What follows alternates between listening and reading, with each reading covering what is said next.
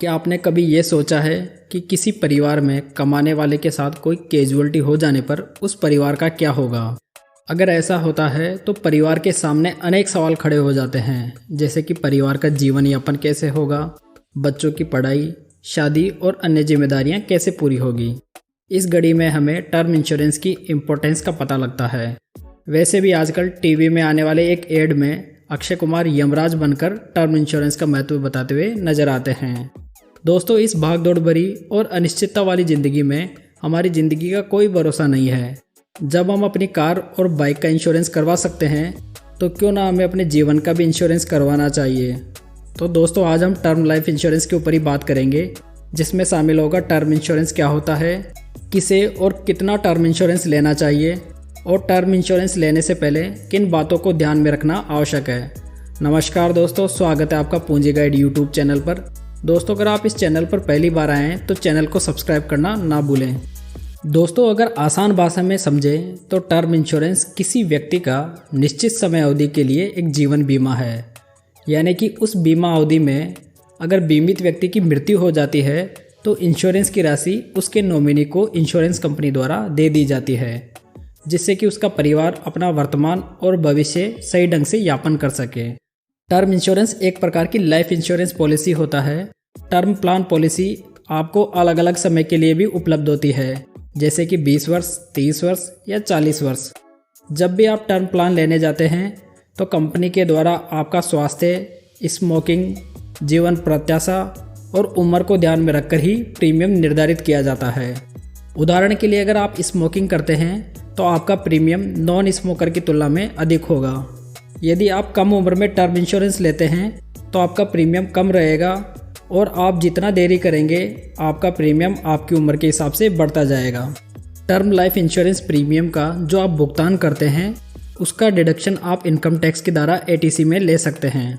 दोस्तों, यहाँ पर एक बात इम्पोर्टेंट है कि टर्म प्लान की अवधि में ही आपको पॉलिसी का क्लेम मिलेगा। पॉलिसी की अवधि समाप्त होने पर कोई भी क्लेम प्राप्त नहीं किया जा सकता। मान लेते हैं कि एक्स ने 60 वर्ष की उम्र तक का टर्म इंश्योरेंस करवाया है। मान लेते हैं कि 45 वर्ष की उम्र में एक्स की मृत्यु हो जाती है। इस कंडीशन में एक्स के परिवार को इंश्योरेंस कंपनी के द्वारा क्लेम प्राप्त हो जाएगा।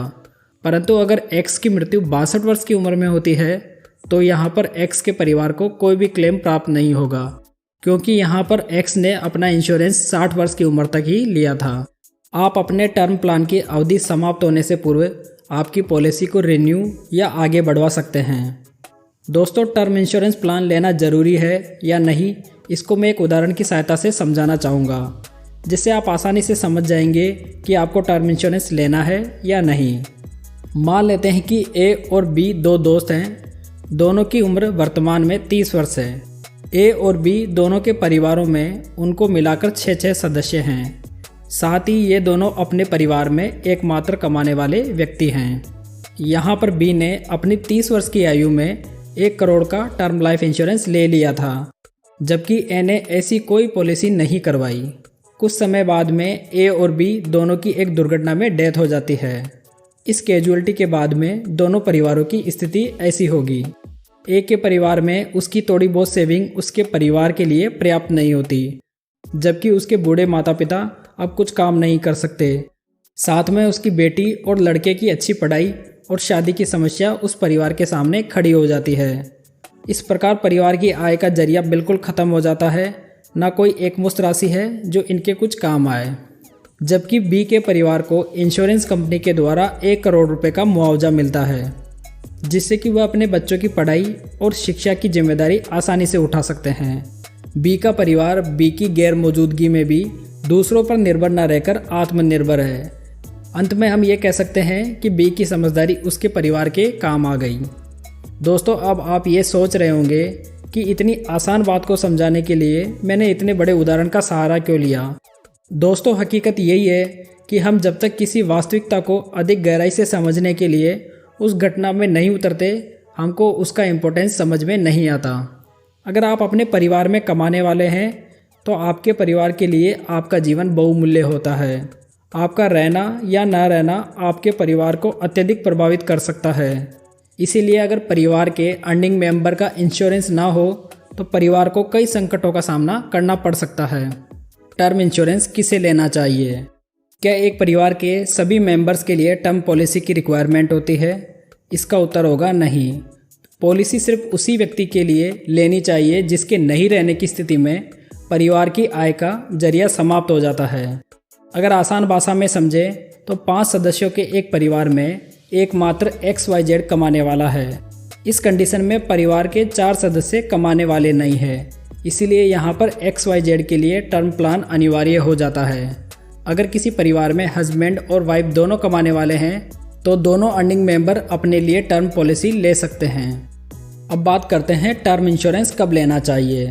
दोस्तों, आप टर्म इंश्योरेंस 18 से 65 वर्ष की आयु के बीच में ले सकते हैं। अगर आप अपनी कम उम्र में इंश्योरेंस लेते हैं तो आपका प्रीमियम कम होगा। कम उम्र में डेथ प्रोबेबिलिटी कम होने के कारण इंश्योरेंस का प्रीमियम कम रहता है। अगर आप अपनी अधिक उम्र में जैसे कि 40 वर्ष में इंश्योरेंस लेते हैं तो उस समय आपका इंश्योरेंस प्रीमियम अधिक होगा। अधिक उम्र होने की स्थिति में डेथ प्रोबेबिलिटी ज़्यादा होने के कारण आपको अधिक प्रीमियम देना पड़ सकता है। अब बात करते हैं टर्म इंश्योरेंस कितने अमाउंट का लेना चाहिए। दोस्तों, इंश्योरेंस की राशि प्रत्येक व्यक्ति के लिए अलग अलग हो सकती है।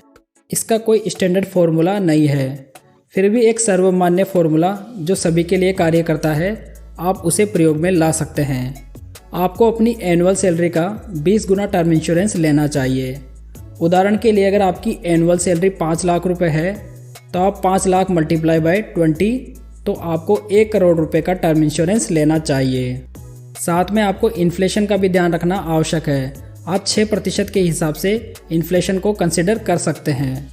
दोस्तों, इंश्योर्ड अमाउंट ऐसा होना चाहिए जो कि बीमित व्यक्ति के नहीं रहने की स्थिति में परिवार के लिए पर्याप्त हो, मतलब कि वे अपनी समस्त छोटी बड़ी ज़रूरतों को बिना किसी आर्थिक कार्य या सहायता के पूरा कर सकें। टर्म इंश्योरेंस लेते वक्त किन बातों का ध्यान रखना आवश्यक है? दोस्तों, आप जब भी टर्म इंश्योरेंस लें तो आपको इसे एक इन्वेस्टमेंट की तरह नहीं खरीदना चाहिए।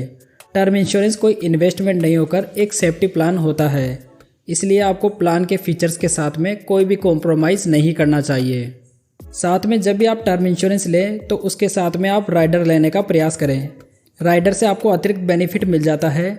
अगर इंश्योर्ड पर्सन को कोई भी सीरियस बीमारी या परमानेंट डिसेबिलिटी होती है तो राइडर लेने की स्थिति में भी आपको क्लेम मिल जाएगा। इसमें आपको थोड़ा अधिक प्रीमियम ज़रूर देना पड़ सकता है, परंतु आपको इसका एडिशनल फ़ायदा भी मिलता है। दोस्तों, कभी भी बिना सोचे समझे किसी पॉलिसी को ना खरीदें। आपको अपनी ज़रूरतों और लक्ष्यों के हिसाब से ही पॉलिसी खोजनी चाहिए। साथ में आपको किसी एजेंट पर भी आंख बंद करके विश्वास नहीं करना चाहिए। दोस्तों, आप जिस भी इंश्योरेंस कंपनी की पॉलिसी ले रहे हैं उसका क्लेम सेटलमेंट रेशो अवश्य चेक कीजिए। ये रेशो हमें यह बताता है कि कोई इंश्योरेंस कंपनी अपने 100 में से कितने केस सफलतापूर्वक सेटल करती है। मेरी राय में ये रेशो कम से कम 95 होना ज़रूरी है। क्लेम सेटलमेंट रेशो को आप IRDA की ऑफिशियल वेबसाइट से वेरीफाई कर सकते हैं। इसके अतिरिक्त आपको अमाउंट सेटलमेंट रेशो भी चेक करना चाहिए। ये रेशो आपको बताता है कि कंपनी के द्वारा 100 रुपये के बीमा पर कितना क्लेम पास किया गया है, क्योंकि कई बार इंश्योरेंस कंपनियां छोटे क्लेम को अधिक पास करती है जिससे कि उनका क्लेम सेटलमेंट रेशो अधिक हो जाता है, जो कि हमें एक रॉन्ग पिक्चर प्रस्तुत कर सकता है। इसलिए आपको क्लेम सेटलमेंट रेशो और अमाउंट सेटलमेंट रेशो दोनों देखना चाहिए। ये दोनों रेशो जितना अधिक होते हैं उतना बढ़िया माना जाता है। दोस्तों, जब भी आप अपने लिए टर्म लाइफ इंश्योरेंस पॉलिसी खरीदने जाएं, तब आपको उस फॉर्म में बिल्कुल सही जानकारी देनी चाहिए। आपको अपने बारे में कोई भी फैक्ट नहीं छुपाना चाहिए, क्योंकि इंश्योरेंस कंपनी जब क्लेम सेटलमेंट करती है तो वह इन सब बातों की पड़ताल करती है। अगर उनको इसमें कोई भी गलत फैक्ट नज़र आता है तो आपका क्लेम निश्चित रूप से रिजेक्ट हो सकता है। दोस्तों, अगर आपने ये वीडियो यहाँ तक देख लिया है तो आप निश्चित रूप से जान गए होंगे कि आपको टर्म प्लान लेना चाहिए या नहीं।